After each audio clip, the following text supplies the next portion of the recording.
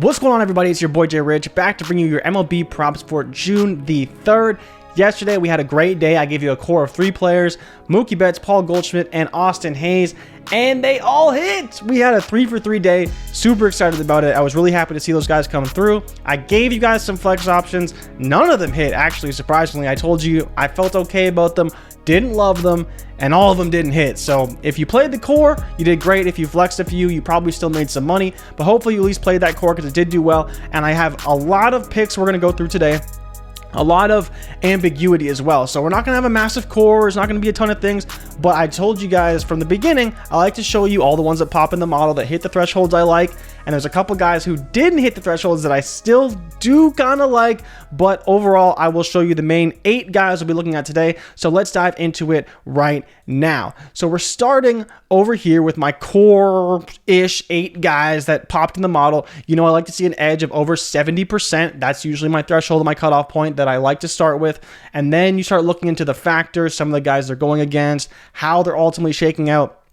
Right at the top of the list is Austin Hayes, the Baltimore Orioles player, batting cleanup most of the time for Baltimore, up against Cleveland today in Baltimore, but unfortunately up against Shane Bieber. Shane Bieber has been playing extremely well over his past 3 starts. He has 22 strikeouts. He's gone at least 6 innings, but he has also allowed 6 hits per start, and that's really the only chance you have at getting anything against Shane Bieber. You have to get the hits because it's pretty much the only thing he allows.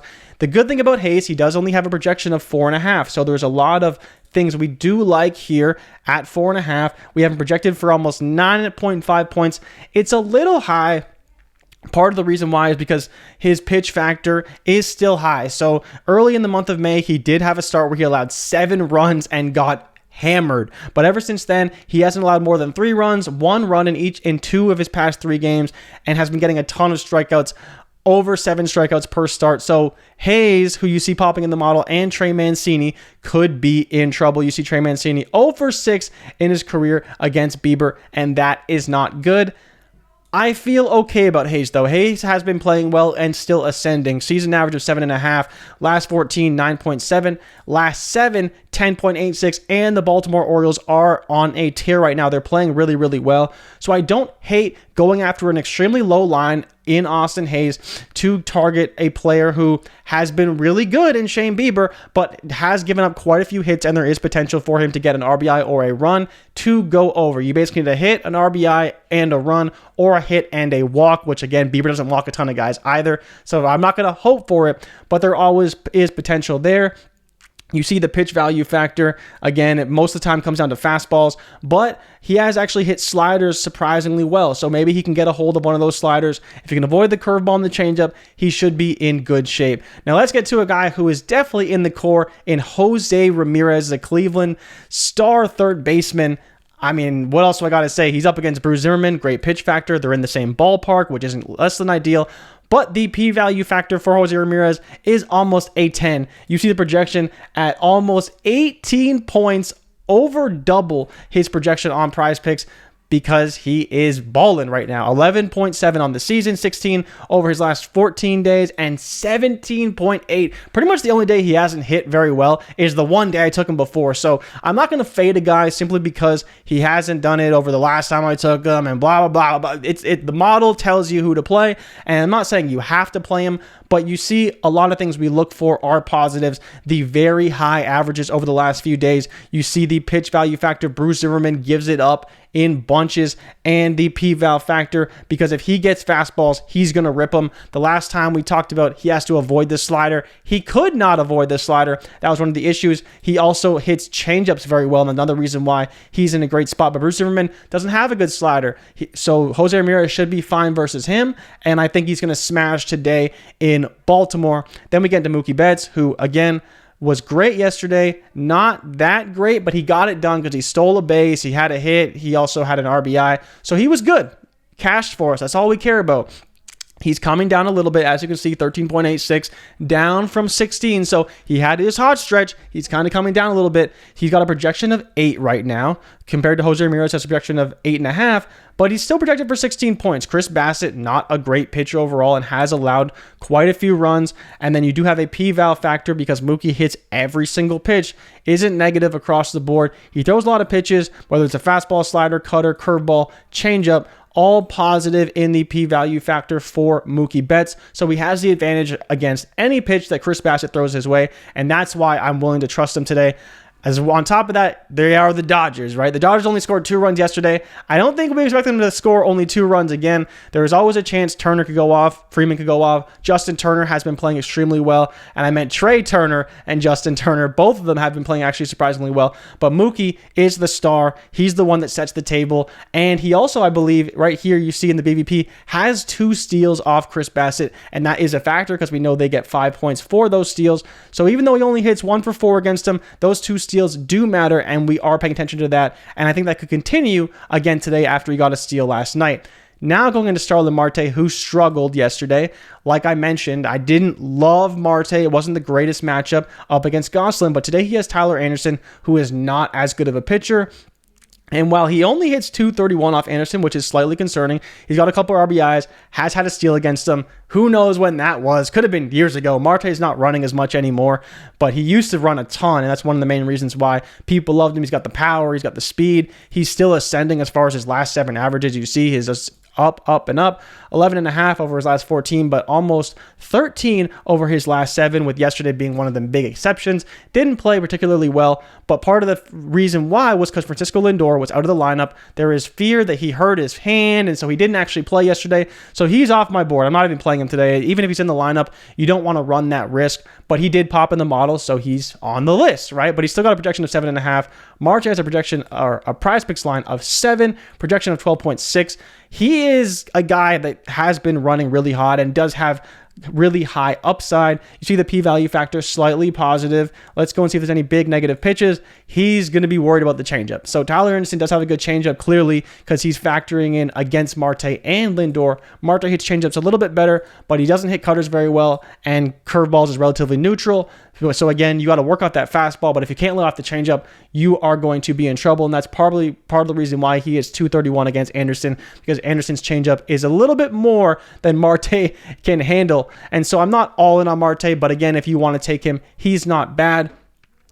Circling back to Trey Mancini, I don't mind him. Again, he's only got a PrizePicks line of 5 up against Bieber, but Bieber has been phenomenal. But you can see Mancini hitting even better than Hayes recently. Very, very hot right now. Similar type situation. P-Val slightly worse, but again, I think he'll be fine. He's got a lower projection because his season total is lower, and his last 14 average, which is really what it works off of, is lower. But his last 7 days, because I'm pretty sure he went yard a few days ago, has been really high. Like I mentioned, Baltimore is hot. He doesn't hit the slider very well, especially when you compare him to Hayes, who hits it at a 1.84 factor versus a negative 0.53. So Mancini slightly worse against that slider, which is very good for Shane Bieber. So we will be mindful of that.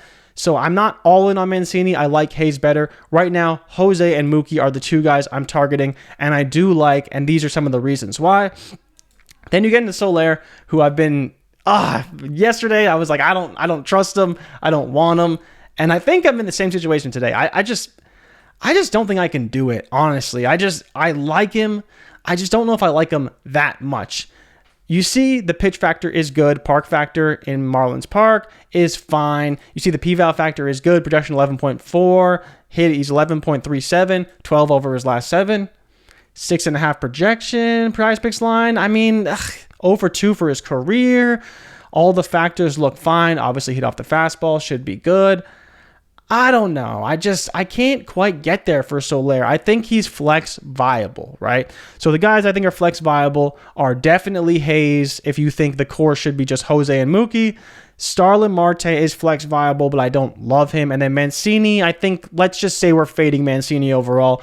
But to be fair, if you like Hayes, you should like Mancini, because Mancini will likely bat ahead of Hayes. And so if he gets on base, we want Hayes to drive him in, which then gets points for everybody, right?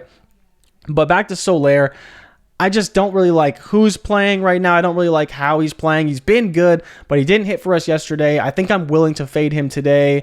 I don't like what I'm seeing overall from Soler. He's been fine. He's kind of, home runner bust. He's got to hit a double. He's got to get 6.5. He needs to drive guys in or be driven in by somebody behind him, and there's not a ton behind him. Garrett Cooper's playing well. Jazz Chisholm's playing well. But outside of that, the biggest issue is Jesus Aguilar has been struggling really bad. I actually have him projected for an under today. So that's the big factor for Soler, is that there's no one really behind him that can drive him in, and that limits his upside.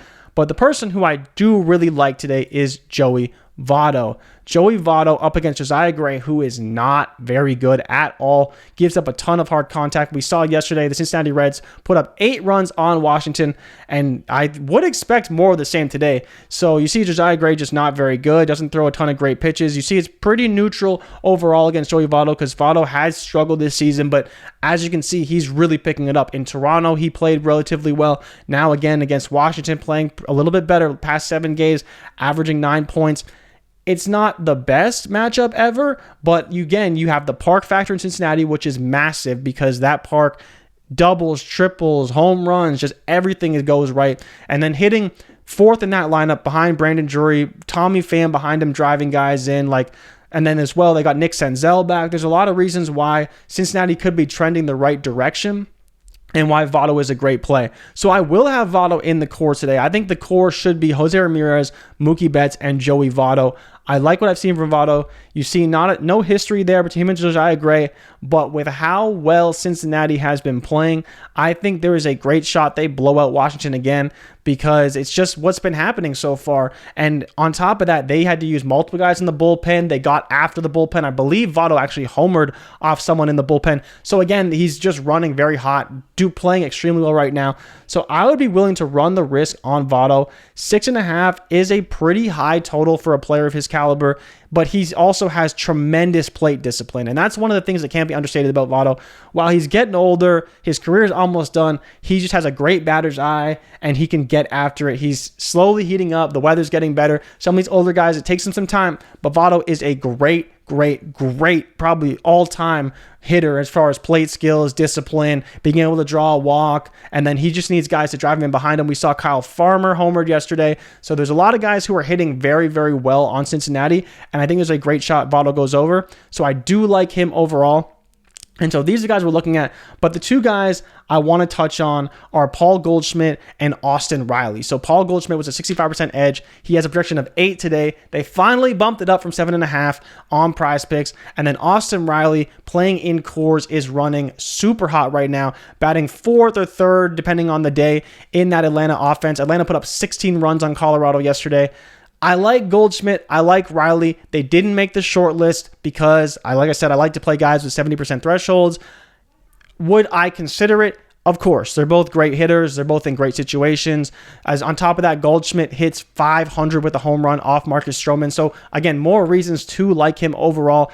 And obviously, like I talked about, dude is just on fire right now. Hit again yesterday. Coming down a little bit as far as overall production, but as you can see here, right, I'll pull up the last 14 data. The biggest thing, so I was looking at Votto here and kind of some of his stats. He's been okay, only hitting 289, but getting better. But when you go to the top, you see Paul Goldschmidt here, you see Mookie Betts, Jose Ramirez, Kyle Farmer, who homered yesterday, Jorge Soler, Austin Riley. So these 2 guys, Goldschmidt and Riley, both playing really, really well. And this is sort of by total bases. So Paul Goldschmidt, almost over 3 total bases a day, and Austin Riley over 2.5. But plenty of RBI potential for Riley. The issue here, as you can see, are the strikeouts.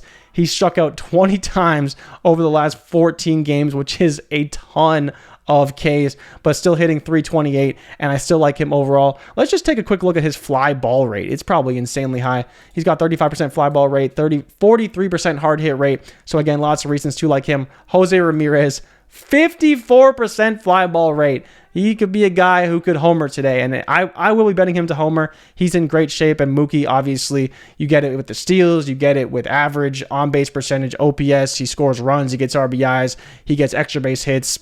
It's impossible not to like the guy with how well he's playing. And Francisco Lindor, you see the RBIs are there. But the issue for him is the finger injury. We don't know whether he's going to be playing, how well he's going to play, and ultimately how he's going to look overall.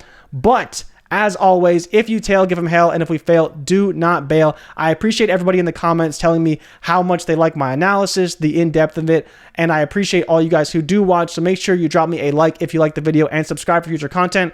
Mookie Betts, Jose Ramirez, and Joey Votto are the core, and you saw some guys that you can maybe use in some flex options to build around, and a few guys I like who didn't quite make the model threshold, but I think are in great spots. As always, thank you guys so much for watching, and I'll see you guys tomorrow. I'm out. Peace.